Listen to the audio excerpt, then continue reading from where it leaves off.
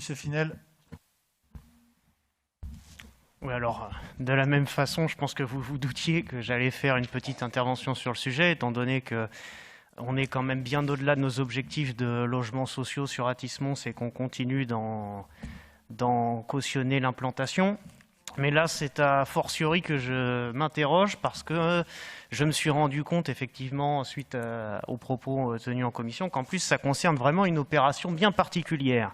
Parce qu'aujourd'hui, là, on attribue une garantie d'emprunt à pas n'importe quelle opération immobilière, mais l'opération immobilière qui se situe sur le quai de Seine, qui est l'opération France-Pierre, qui avait fait l'objet de vives critiques, notamment durant la campagne électorale, puisque, je rappelle le sujet, il y avait eu une révision du PLU, et le promoteur d'ailleurs qui était en charge de cette opération est un promoteur quelque peu sulfureux ces derniers temps, puisque je rappelle que le maire de la commune d'en face a quand même dû quitter son poste pour des affaires avec cet opérateur. Et en tout cas, en ce qui concernait Athis-Mons, je crois qu'on était très nombreux à dénoncer ce projet.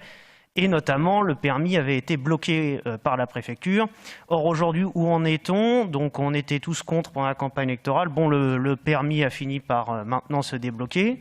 Donc, visiblement, le projet va aboutir. Et alors, en plus, on nous demande en quelque sorte de cautionner encore plus ce projet en versant une garantie d'emprunt, enfin en accordant une garantie d'emprunt de 10 millions d'euros pour les logements sociaux qui s'y trouvent. Donc moi je trouve que c'est un très mauvais message qui est envoyé, puisque à l'époque on était quand même tous assez d'accord pour être hostile à ce projet.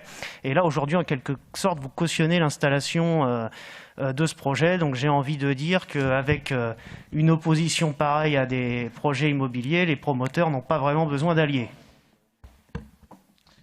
Monsieur Finel.